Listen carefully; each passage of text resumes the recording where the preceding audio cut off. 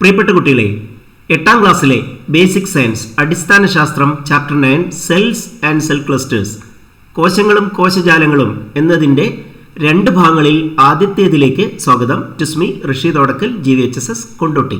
നമുക്കറിയാം, കോശങ്ങൾ എന്ന് വെച്ചാൽ അത് ഏതൊരു ജീവിയുടെയും അടിസ്ഥാന നിർമ്മാണ ഘടകങ്ങളാണ്.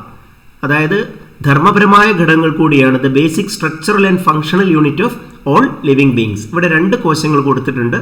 ഇതൊരു ആനിമൽ സെൽ, അതായത് ജന്തുകോശം, മറ്റേത് പ്ലാന്റ് സെൽ അഥവാ സസ്യകോശം. ഈ കോശങ്ങളെല്ലാം നിരീക്ഷിക്കാൻ നമ്മൾ സാധാരണ മൈക്രോസ്കോപ്പ് അല്ലെങ്കിൽ സൂക്ഷ്മദർശിനി ഉപയോഗിക്കുന്നു. നമ്മുടെ റെസൊല്യൂഷൻ 0.2 mm ആണ്. അതിലും കുറഞ്ഞ അളവിലുള്ള, അതായത് റെസൊല്യൂഷൻ ഉള്ളവയെ കാണാൻ നമുക്ക് ലെൻസ് ആവശ്യമാണ്.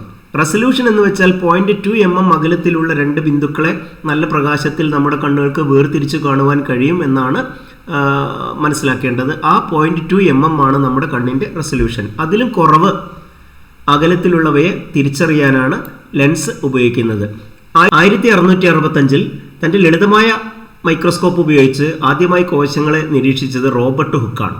കോർക്ക് സെൽസ് ആണ് അദ്ദേഹം നിരീക്ഷിച്ചത്. സെൽസ് എന്ന് അദ്ദേഹം അതിന് പേരിട്ടതായി മൈക്രോഗ്രാഫിയിലെ ആ പുസ്തകത്തിലെ ചിത്രമാണിത്. സെൽസ്, അറകൾ എന്ന് വെച്ചാൽ അതിനർത്ഥം കോശങ്ങൾ എന്ന് തന്നെയാണ്. തുടർന്ന് മൈക്രോസ്കോപ്പുകൾ മെച്ചപ്പെടുത്താനുള്ള ശ്രമം ഏറ്റവും നന്നായി നടത്തിയ ലീവൻ ഹോക്ക് അതിൽ വിജയിക്കുകയും അങ്ങനെ പലതും നിരീക്ഷിച്ച കൂട്ടത്തിൽ കുളത്തിലെ ജലമെടുത്ത്, പോണ്ട് വാട്ടർ എടുത്ത് അദ്ദേഹം ബാക്ടീരിയ പോലെയുള്ള സൂക്ഷ്മജീവികളെ, മൈക്രോ ഓർഗാനിസത്തെ കാണുകയും ചെയ്തു.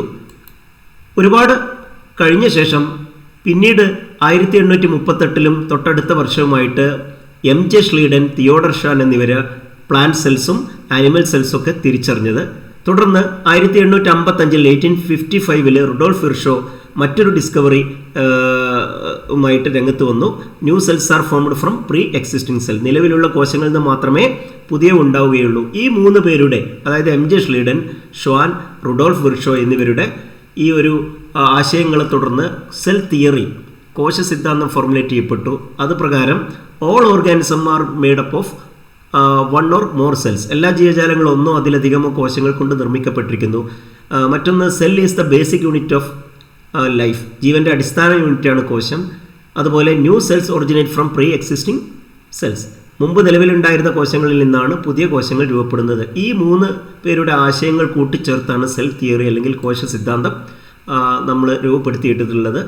നമുക്ക് മൈക്രോസ്കോപ്പുകൾ പലതരമുണ്ടെങ്കിലും ഈ 3 സിമ്പിൾ, കോമ്പൗണ്ട്, ഇലക്ട്രോൺ എന്നിങ്ങനെ 3 നമുക്ക് ഒന്ന് ചർച്ച ചെയ്ത് നോക്കാം. സിമ്പിൾ മൈക്രോസ്കോപ്പിൻ്റെ പേര് സൂചിപ്പിക്കുന്നത് പോലെ തന്നെ ഒരു സിംഗിൾ ലെൻസാണുള്ളത്. അത്രയും സിമ്പിളാണ്, ഒരു ലെൻസ് മാത്രമേ ഉള്ളൂ. ഒന്നിലേറെ ലെൻസ് ഉണ്ടെങ്കിൽ അത് കോമ്പൗണ്ട് മൈക്രോസ്കോപ്പാണ്. നമ്മൾ സാധാരണ സ്കൂൾ ലാബിലൊക്കെ ഉപയോഗിക്കുന്ന തരം മൈക്രോസ്കോപ്പ്. ഇലക്ട്രോൺ മൈക്രോസ്കോപ്പ് വലുതാണ്, പല വിധത്തിലുണ്ട്. നമ്മൾ ഒരു ചിത്രം ഇവിടെ വെച്ചിട്ടുണ്ട്. അവിടെ ലെൻസുകൾക്ക് പകരം, അതായത് ഒപ്റ്റിക്കൽ ലെൻസുകൾക്ക് പകരം ഇലക്ട്രോ മാഗ്നറ്റുകളാണ് ലെൻസായിട്ട് ഉപയോഗിക്കുന്നത്. പ്രകാശത്തിലല്ല, അത് വൈദ്യുതിയിൽ അല്ലെങ്കിൽ ഇലക്ട്രോൺ ബീമിലാണ് പ്രവർത്തിക്കുന്നതെന്ന് പറയാം. ഒരു ലെൻസിൻ്റെ ശേഷി അല്ലെങ്കിൽ ആവർത്തന ശേഷി, അതായത് മാഗ്നിഫിക്കേഷൻ പവർ എന്ന് പറയുന്നത് വസ്തുക്കളെ, ഒബ്ജക്റ്റിനെ വലുതാക്കി കാണിക്കാനുള്ള കഴിവാണ്, അല്ലേ? Ability of a lens to magnify the objects is known as magnification power of that lens. ഉദാഹരണത്തിന് 10x 10 ഇരട്ടി ആണ് ഐപീസ് ലെൻസിനുള്ളത് എന്ന് കരുതുക. 40x 40 ഇരട്ടി ഒബ്ജക്റ്റീവ് ലെൻസിനും മാഗ്നിഫിക്കേഷൻ ഉണ്ടെങ്കിൽ total magnification of the lenses, ആ രണ്ടിൻ്റെയും അല്ലെങ്കിൽ ആ മൊത്തം അതുള്ള മൈക്രോസ്കോപ്പിലൂടെ നമുക്ക് 400 ഇരട്ടി 400x വലിപ്പത്തിൽ ആ വസ്തുവിനെ കാണാൻ കഴിയുമെന്നാണ് അതിനർത്ഥം. നമുക്ക് നേരത്തെ പറഞ്ഞത് തന്നെ ഇവിടെയുണ്ട്. ഒരു ലെൻസ് മാത്രമുള്ള സിമ്പിൾ മൈക്രോസ്കോപ്പിന് മാഗ്നിഫിക്കേഷൻ 10 times ആണ്, 10 മടങ്ങ് വരെ വലിപ്പത്തിൽ കാണും. കോമ്പൗണ്ട് മൈക്രോസ്കോപ്പിൽ അത് 1000 times, ചിലപ്പോൾ അതിൽ അല്പം കൂടി കൂടുതൽ ഉണ്ടാവാം. എന്നാൽ ഇലക്ട്രോൺ മൈക്രോസ്കോപ്പ് 10 lakhs അല്ലെങ്കിൽ 10 ലക്ഷം അല്ലെങ്കിൽ 1 million times മാഗ്നിഫിക്കേഷൻ ഉണ്ട്. ഇവിടെ മറ്റൊരു പ്രത്യേകത, ഇത് രണ്ടും, അതായത് സിമ്പിൾ മൈക്രോസ്കോപ്പും കോമ്പൗണ്ട് മൈക്രോസ്കോപ്പും ഒപ്റ്റിക്കൽ ലെൻസ് ഉള്ളതാണ്, പ്രകാശത്തിൽ പ്രവർത്തിക്കുന്നവയാണെന്നർത്ഥം. എന്നാൽ അതിന് പകരം ഇലക്ട്രോ മാഗ്നറ്റുകൾ ലെൻസായിട്ട് ഉപയോഗിക്കുന്ന ഇലക്ട്രോൺ മൈക്രോസ്കോപ്പ് ഇലക്ട്രോൺ ബീമിലാണ്, ഇലക്ട്രോൺ കിരണാവലിയിലാണ് അത് പ്രവർത്തിക്കുന്നത്. നോക്കൂ, ഇലക്ട്രോൺ മൈക്രോസ്കോപ്പ് കണ്ടെത്തിയ ഏണസ്റ്റ് റസ്കയും മാക്സ് നോളുമാണ് ഇത്. ഈ 1934 അധികമായിട്ടില്ല എന്ന് വേണമെങ്കിൽ പറയാം.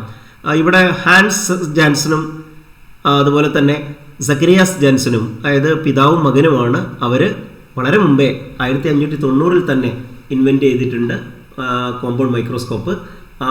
അതും കഴിഞ്ഞ് നൂറ്റാണ്ടുകൾ കഴിഞ്ഞാണ് ഇലക്ട്രോൺ മൈക്രോസ്കോപ്പ് കണ്ടെത്തിയത്. അതിൽ പിന്നെ നമുക്ക് സെൽ ബയോളജിയിൽ, സൈറ്റോളജിയിൽ, കോശ വിജ്ഞാനീയത്തിൽ ഒരുപാട് മുന്നേറ്റം ഉണ്ടായിട്ടുണ്ട് എന്ന് പറയാം. നിങ്ങളുടെ പാഠപുസ്തകത്തിലെ ഇല്ലസ്ട്രേഷൻ 9.2 ആണ് ഒന്ന് പൂർത്തിയാക്കാനുള്ളത്. നമ്മൾ മുമ്പേ കണ്ടത് തന്നെയാണ്. മുൻ ക്ലാസ്സുകളിൽ 6ാം ക്ലാസ്സിലോ 7ാം ക്ലാസ്സിലോ നിങ്ങളിത് പഠിച്ചിട്ടുണ്ട്. ഈ ഓരോ ഭാഗം ഐ പീസ് ലെൻസും ഒബ്ജക്റ്റീവ് ലെൻസുകളുമാണ് 2 ലെൻസായിട്ട് പ്രധാനമായിട്ടും വസ്തുക്കളെ വലുതാക്കാനുള്ളത്. ആ ഒബ്ജക്റ്റീവ് ലെൻസാണ് ആദ്യം വസ്തുവിനെ വലുതാക്കി കാണിക്കുന്നത്. അത് പിന്നീട് ഐ പീസ് ലെൻസ് ഒന്നുകൂടി വലുതാക്കും. ഇവ ഉറപ്പിച്ചിട്ടുള്ള ബോഡി ട്യൂബ്, അതുപോലെ തന്നെ ഫോക്കസ് അഡ്ജസ്റ്റ് ചെയ്യാനൊക്കെയുള്ള കൊയേഴ്സ് അഡ്ജസ്റ്റ്മെൻറ്റും അതുപോലെ തന്നെ ഫൈൻ അഡ്ജസ്റ്റ്മെൻ്റൊക്കെ ഇവിടെയുണ്ട്. അങ്ങനെയുള്ള നോബുകൾ നിങ്ങൾക്ക് കാണാം. പിന്നെ നമ്മുടെ നിരീക്ഷണ വസ്തു വെച്ചിരിക്കുന്ന സ്ലൈഡ്, ഒബ്സർവേഷൻ സ്ലൈഡ് എന്ന് പറയും. ആ ഒബ്സർവേഷൻ സ്ലൈഡ് വെക്കുന്ന സ്റ്റേജും അത് ഉറപ്പിക്കുന്ന ക്ലിപ്പും ഇവിടെ കാണുന്നുണ്ട്. അതിനടിയിൽ കണ്ടൻസർ വിത്ത് ഡയഫ്രം. കണ്ടൻസർ എന്ന് പറയുന്നത് പ്രകാശം കേന്ദ്രീകരിക്കാനുള്ള ലെൻസോട് കൂടിയൊരു ഭാഗമാണ്. വസ്തുവിലേക്ക് അങ്ങോട്ട് പ്രകാശം മിററിൽ നിന്ന്, അടിയിലുള്ള മിററിൽ നിന്ന് വരുന്ന പ്രകാശം കേന്ദ്രീകരിക്കാനുള്ള ലെൻസ് അടങ്ങിയ സംവിധാനമാണ് കണ്ടൻസർ. ഡയഫ്രം ആവട്ടെ പ്രകാശത്തിൻ്റെ അളവ് വ്യത്യാസപ്പെടുത്താനുള്ള, കൂട്ടാനും കുറയ്ക്കാനൊക്കെ ഉള്ള, ക്രമീകരിക്കാനുള്ളൊരു സംവിധാനമാണ്. പിന്നെ ബേസ്, ഇത് നമുക്ക് ആ പേജിൽ ഒന്ന് പൂർത്തിയാക്കിയെടുക്കാം. ഇവിടെ നമ്മൾ നേരത്തെ പറഞ്ഞ തന്നെയാണ് objective lens helps to see the object enlarged അല്ലേ. പിന്നീടാണ് ഐ പീസ് ലെൻസ് അതിനെ വീണ്ടും അഗെയിൻ എൻലാർജസ് എന്ന് പറയുന്നത് ഐ പീസ് ആണ്. കണ്ടൻസറിലെ ലെൻസ് അത് പ്രകാശത്തെ നിരീക്ഷണ വസ്തുവിലേക്ക് ഫോക്കസ് ചെയ്യിപ്പിക്കും. അതിൻ്റെ കൂടെ അടിയിലായിട്ട് വെക്കുന്ന ഈ ഒരു ഡയഫ്രം, അത് നമുക്ക് ഈ നോബ്, ഈ ലിഡ് അല്ലെങ്കിൽ എന്താ പറയുക, ഈ പിടി അത് വലിക്കുന്നതിനനുസരിച്ച് ഇതിൻ്റെ സുഷിരത്തിൻ്റെ വലിപ്പം കൂടുകയും കുറയുകയൊക്കെ ചെയ്യും എന്ന് അർത്ഥം. അതുവഴി പ്രകാശം ക്രമീകരിപ്പിക്കാൻ കഴിയും. ഈ ഒരു ചിത്രീകരണം ടെക്സ്റ്റ് ബുക്കിൽ തന്നെ 9.3 ആണ്. നമുക്കറിയാം ഇലക്ട്രോൺ മൈക്രോസ്കോപ്പിലൂടെ ഏത് മുതൽ വരെ കാണാം. ഇവിടെ ആറ്റം ഇലക്ട്രോൺ മൈക്രോസ്കോപ്പിലൂടെ കാണുന്നില്ല എന്ന് അതിന് വ്യക്തമായിട്ട് തിരിച്ചറിയാൻ കഴിയുന്നില്ല. അതിൽ മീതെയുള്ള കണ്ടോ, ഇതുവരെ കോശങ്ങളൊക്കെ നിരീക്ഷിക്കാൻ ഇലക്ട്രോൺ മൈക്രോസ്കോപ്പ് നമുക്ക് ഉപയോഗിക്കാമെന്ന് പറയുന്നു. അതിലും വലുത് അതിനുപയോഗിക്കുന്നില്ല. വ്യക്തമായി തിരിച്ചറിയാൻ കഴിയില്ല. അതിൻ്റെ ഒരു ഭാഗങ്ങൾ മാത്രമേ നമുക്ക് കാണാൻ കഴിയുള്ളൂ. കോമ്പൗണ്ട് മൈക്രോസ്കോപ്പിലാവട്ടെ വൈറസിനെയോ പ്രോട്ടീനെയോ അങ്ങോട്ട് താഴെയുള്ളതിനൊന്നും കാണാൻ കഴിയുന്നില്ല എന്ന് കണക്കാക്കാം. ഇവിടെ അളവൊക്കെ കൊടുത്തിട്ടുണ്ട്, ഇത്ര നാനോമീറ്റർ എന്നുള്ള രീതിയിൽ. അപ്പോൾ ഈ ആറ്റത്തെയും DNA-യുടെ സ്ട്രക്ചർ കൂടുതലായിട്ട് മനസ്സിലാക്കാനും ഒക്കെ ആയിട്ട് ഇതിലും ചെറിയ അളവിലുള്ളവയെ കാണാൻ എക്സ്റേ സ്റ്റഡീസൊക്കെ വേണ്ടിവരും, എക്സ്റേ പഠനം വേണ്ടിവരും എന്നർത്ഥം. നമുക്കൊരു നിരീക്ഷണ വസ്തു അല്ലെങ്കിൽ ഒബ്സർവേഷൻ സ്ലൈഡ് എങ്ങനെയാണ് തയ്യാറാക്കുന്നത് നോക്കാം. നിങ്ങളുടെ പാഠപുസ്തകത്തിൽ സൂചന മാത്രമേ നൽകിയിട്ടുള്ളൂ, എങ്ങനെയാണ് തയ്യാറാക്കേണ്ടതെന്നുള്ളൊരു സൂചന. ഇവിടെ നമ്മൾ ഒരു 7 സ്റ്റെപ്പിൽ ഇത് പറയുകയാണ്. ആദ്യം നിരീക്ഷണ വസ്തു ജലത്തിലിട്ട് വെക്കണം. നമ്മൾ സ്റ്റെം ആവാം, അതല്ലെങ്കിൽ റൂട്ടാവാം, വേരോ കാണ്ഡമൊക്കെ ആവാം. അത് നമ്മൾ നല്ല ബ്ലേഡ് ഉപയോഗിച്ച് സെക്ഷൻ എടുക്കുന്നതിന് മുമ്പ്, അതായത് കുറുകെയുള്ള ഛേദങ്ങൾ എടുക്കുന്നതിന് മുമ്പ് നമ്മളത് വാടിപ്പോവാതിരിക്കാൻ അല്ലെങ്കിൽ ഉണങ്ങാതിരിക്കാൻ, ഡീഹൈഡ്രേഷൻ ഇല്ലാതിരിക്കാനാണ് ജലത്തിൽ വെച്ചിരിക്കുന്നത്. എന്നിട്ട് നല്ല ബ്ലേഡ് കൊണ്ട്, ഫ്രഷ് ബ്ലേഡ് കൊണ്ടാണ് അത് കണ്ണിന് നേരെ പിടിച്ച് അത് നിങ്ങളുടെ ടീച്ചേഴ്സ് കാണിച്ചു തരും. അങ്ങനെ ശ്രദ്ധാപൂർവം നേർത്ത ക്രോസ് സെക്ഷൻസ് എടുക്കുക, ഛേദങ്ങൾ എടുക്കുക. എന്നിട്ടത് നല്ല പൂർണ്ണമായിട്ടുള്ള ഒരേ അളവിൽ ശരിക്കും റൗണ്ടായിട്ട് കിട്ടിയിട്ടുണ്ടെങ്കിൽ അങ്ങനെ തന്നെയുള്ള ഛേദങ്ങളെ, ആ ഒരു സെക്ഷനെ, കംപ്ലീറ്റ് സെക്ഷനെ ആണ് നിങ്ങളൊരു മറ്റൊന്നിലേക്ക് ബ്രഷ് ഉപയോഗിച്ച് മാറ്റേണ്ടത്. പിന്നീട് അതിനെ സ്റ്റെയിൻ ചെയ്യേണ്ടതുണ്ട്. സ്റ്റെയിൻ ചെയ്ത ശേഷം ഒരു സ്ലൈഡിലേക്ക് എടുക്കുന്നതിന് മുമ്പ് സ്ലൈഡിൽ ഇതാ ഒരു തുള്ളി ഗ്ലിസറിൻ ഇറ്റിച്ച് വെക്കുന്നു. അങ്ങനെ ആ സ്ലൈഡിൽ ഗ്ലിസറിൻ ഇറ്റിച്ച് വെച്ച് അത് സ്റ്റെയിനിൽ നിന്ന് എടുത്ത് കഴുകി എടുത്ത ആ നിരീക്ഷണ വസ്തു, നമുക്ക് വേണ്ട വസ്തു അതിലേക്ക് വെക്കുക. വീണ്ടും വേണമെങ്കിൽ ഗ്ലിസറിൻ അല്പം ചെറുതായിട്ടൊന്ന് ഇറ്റിച്ച് വെക്കാം. എന്നിട്ടൊരു കവർ ഗ്ലാസ് കൊണ്ട് മൂടണം. കവർ ഗ്ലാസ് കൊണ്ട് മൂടുമ്പോൾ എയർ ബബിള് ഇല്ലാത്ത രീതിയിൽ, വായു കടക്കാത്തൊക്കെ വിധത്തിലായിരിക്കണം അത് മൂടേണ്ടത്. അങ്ങനെ അധികമുള്ള ഗ്ലിസറിൻ ടിഷ്യൂ പേപ്പർ കൊണ്ട് വൈപ്പ് ഔട്ട് ചെയ്ത് മാറ്റിയ ശേഷം അത് സ്റ്റേജിൽ വെച്ചിട്ട് സ്ലൈഡ് നമുക്ക് ഉറപ്പിച്ച് നിരീക്ഷിക്കാവുന്നതാണ്. നമുക്ക് സസ്യകോശങ്ങൾ ജന്തുകോശങ്ങൾ തമ്മിലുള്ള ഒരു പ്രധാന വ്യത്യാസം നമുക്കറിയാം. നമ്മൾ മുമ്പ് പഠിച്ചിട്ടുണ്ട്. സെൽ വാള്, കോശഭിത്തി ഈ പ്ലാന്റ് സെല്ലിൽ റിജിഡ് ആയിട്ടുള്ള ഒരു ഔട്ടർ ലെയർ അവിടെയുണ്ട്, അല്ലെ, കട്ടി കൂടിയൊരു ഭിത്തിയുണ്ട്. അത് ജന്തുകോശത്തിനില്ല. എല്ലാ കോശങ്ങൾക്കും ആവരണമായിട്ട് നമ്മൾ പറയില്ലേ മെംബ്രെയിൻ, സെൽ മെംബ്രെയിനാണ് ആ കവറിങ്, അതാണ് കോശസ്തരം എന്ന് പറയും. അതിനുള്ളിലെ മുഴുവൻ വസ്തുക്കളെയും പ്രോട്ടോപ്ലാസം അല്ലെങ്കിൽ ജീവദ്രവ്യം എന്നാ പറയുക. അതായത് ഇപ്പോൾ ഇവിടെ ഇത് മുഴുവനും പ്രോട്ടോപ്ലാസമാണ് അല്ലെങ്കിൽ ജീവദ്രവ്യമാണ്. ഇതിൻ്റെ ഉള്ളിൽ ഈ സെൽ മെംബ്രെയിൻ്റെ ഉള്ളിലുള്ള മുഴുവൻ സെൽ വാളിനോട് ചേർന്നാണ് ഇതിൽ സെൽ മെംബ്രെയിൻ പ്ലാന്റ് സെല്ലിൽ ഉണ്ടാവുക. അത് മുഴുവൻ പ്രോട്ടോപ്ലാസം എന്ന് പറയും. അതിൽ പ്രധാന ഭാഗമാണ് മർമ്മം അല്ലെങ്കിൽ ന്യൂക്ലിയസ്. ഇവിടെ കാണുന്ന ഈ ന്യൂക്ലിയസ് ഏറ്റവും പ്രധാനപ്പെട്ട ഭാഗമാണ്. അതൊഴികെയുള്ള ഭാഗം മുഴുവൻ സൈറ്റോപ്ലാസമാണ്, കോശദ്രവ്യം എന്ന് പറയും. അതിൽ കുറേ കോശാംഗങ്ങൾ അല്ലെങ്കിൽ സെൽ ഓർഗനൽസ് ഉണ്ട്. നിങ്ങളുടെ പുസ്തകത്തിൽ സെൽ ഓർഗനൽസ് ആയിട്ട് ന്യൂക്ലിയസ് കാണിച്ചിട്ടുണ്ട്. അത് നമുക്ക് സെൽ ഓർഗനൽ എന്ന് പറയുമ്പോൾ ന്യൂക്ലിയസിനെ വേണമെങ്കിൽ നമുക്ക് പ്രോട്ടോപ്ലാസത്തിലെ ഒരു ഓർഗനൽ എന്നുള്ള രീതിയിൽ നമുക്ക് പറയാം. അതല്ലാതെ സൈറ്റോപ്ലാസം എന്ന് പറയുമ്പം ന്യൂക്ലിയസ് അല്ലാത്ത പ്രോട്ടോപ്ലാസാണ്, ന്യൂക്ലിയസ് ഒഴികെയുള്ള. അപ്പോൾ അതിൽ സെൽ ഓർഗനലായിട്ട് നമുക്ക് ന്യൂക്ലിയസിനെ പറയുന്നില്ല. സൈറ്റോപ്ലാസത്തിൽ കോശദ്രവ്യത്തിലുള്ളവ ആണ് സെൽ ഓർഗനൽസ് അഥവാ കോശാംഗങ്ങൾ.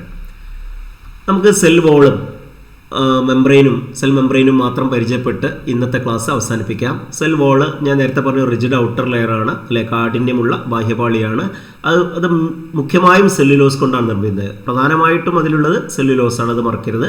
അത് പ്രൊട്ടക്ഷനും ഷെയ്പ്പൊക്കെ നൽകുന്നു, സംരക്ഷണവും ആകൃതിയൊക്കെ നൽകുന്നു. കോശസ്തരം പക്ഷേ അത് ചില പദാർത്ഥങ്ങളെ കടന്നു പോകാൻ അനുവദിക്കുകയുള്ളൂ. അതേസമയം കോശഭിത്തി, നേരത്തെ കണ്ട കോശഭിത്തി മിക്കവാറും എല്ലാ പദാർത്ഥങ്ങളെയും കടത്തിവിടും. എന്നാൽ ഇത് ചില സെലക്റ്റീവ്ലി പെർമിയബിൾ മെംബ്രെയിനാണ്. എന്ന് വെച്ചാൽ ചില സെലക്റ്റഡ് ആയിട്ടുള്ള വസ്തുക്കളെ മാത്രമേ അതിനകത്തേക്ക് കടന്നു പോകാൻ അനുവദിക്കുള്ളൂ. ഇതൊരു പ്ലാസ്മ മെംബ്രെയിൻ എന്നുകൂടി ഇതിന് പറയാറുണ്ട്. ഈ പ്ലാസ്മ മെംബ്രെയിൻ്റെ പ്രധാനമായിട്ടും ഒരു ലിപ്പിഡ്, അതായത് കൊഴുപ്പ് കൊണ്ടുള്ള 2 ലെയറാണ്. ഇപ്പോൾ ഇവിടെ ഒരു ലെയറും ഇവിടെ ഒരു ലെയറും, അങ്ങനെ എതിർ ദിശയിലേക്ക് തിരിഞ്ഞിരിക്കുന്ന രീതിയിലുള്ള ലിപ്പിഡ് ലെയർ, ബൈ ലെയർ, 2 പാളി, ഇരട്ടപ്പാളിയാണുള്ളത്. പിന്നെ കുറച്ച് പ്രോട്ടീനുകളൊക്കെ ഇവിടെ കാണാം, മറ്റു ചില കാർബോഹൈഡ്രേറ്റുകളും ഇവിടെ കാണാം. ഇതാണ് സാധാരണ സെൽ മെംബ്രെയിൻ. ഇത് ഞാൻ നേരത്തെ പറഞ്ഞ പോലെ ചില പദാർത്ഥങ്ങളെ മാത്രം കടത്തിവിടുന്നാൽ വരണധാര്യസ്തരം അഥവാ സെലക്റ്റീവ്ലി പെർമിയബിൾ മെംബ്രെയിൻ എന്നാണ് പറയുക. പിന്നെ ബാക്കി നമുക്കറിയാമല്ലോ, ന്യൂക്ലിയസ് ഉൾപ്പെടെയുള്ള ഓർഗനൽ കാണാനുണ്ട്. അതുപോലെ സൈറ്റോപ്ലാസത്തിലെ സെൽ ഓർഗനൽസ് നമുക്ക് അടുത്ത ക്ലാസ്സിൽ ചർച്ച ചെയ്യാം. ഇതൊന്ന് ഒരു 5 ചോദ്യമുണ്ട്, ഒന്ന് ആൻസർ ചെയ്യാൻ പെട്ടെന്ന് പറ്റുമോ നോക്കുക. കോശഭിത്തി പ്രധാനമായി നിർമ്മിക്കപ്പെട്ടിരിക്കുന്നത് cell wall is mainly made up of. ഇവിടെ ഓപ്ഷൻ ഉണ്ട്: പ്രോട്ടീൻ, ലിപ്പിഡ് അഥവാ കൊഴുപ്പ്, സെല്ലുലോസ്, ക്ലോറോപ്ലാസ്റ്റ് അഥവാ ഹരിതകണം. ഇതിന് ആൻസർ എളുപ്പമാണല്ലേ, സെല്ലുലോസ് ആണ്, പ്രധാനമായിട്ട് സെല്ലുലോസ്. പിന്നെ the scientist who are responsible to postulate the cell theory, കോശ സിദ്ധാന്തത്തിൻ്റെ രൂപീകരണത്തിലേക്ക് നയിച്ച ശാസ്ത്രകാരന്മാർ. അത് നമുക്കറിയാം, പ്ലാന്റ് സെല്ലും ആനിമൽ സെല്ലൊക്കെ കണ്ടെത്തിയ M.J. സ്ലീഡൻ, അതുപോലെ തന്നെ തിയോഡർ ഷ്വാൻ എന്നിവരും, അതുപോലെ തന്നെ പ്രീ എക്സിസ്റ്റിംഗ് സെല്ലിൽ മാത്രമേ, മുൻപ് നിലവിലിരുന്നൊരു സെല്ലിൽ നിന്ന് മാത്രമേ പുതിയ ഒരു സെല്ല് ഉണ്ടാവുള്ളൂ, കോശം ഉണ്ടാവുള്ളൂ എന്ന് പറഞ്ഞ റുഡോൾഫ് വിർഷോയും ആണ് ആ 3 പേര്. പിന്നെ മൂന്നാമത്തെ ചോദ്യം: why is the cell membrane also called as selectively permeable membrane? കോശസ്തരത്തെ വരണധാര്യസ്തരം എന്ന് വിളിക്കാനുള്ള കാരണം എന്ത്? ഇപ്പം നമ്മൾ പറഞ്ഞു നിർത്തിയുള്ളൂ അല്ലേ. It only allows some substance to pass through it. അത് ചില വസ്തുക്കളെ മാത്രമേ അതിലൂടെ കടന്നു പോകാൻ അനുവദിക്കുകയുള്ളൂ. മറ്റൊരു ചോദ്യം: പ്രവർത്തനത്തിൻ്റെയും ആവർത്തന ശേഷിയുടെ അടിസ്ഥാനത്തിൽ, അതായത് കോമ്പൗണ്ട് മൈക്രോസ്കോപ്പ്, ഇലക്ട്രോൺ മൈക്രോസ്കോപ്പ് നമ്മൾ താരതമ്യം ചെയ്യുകയാണ്.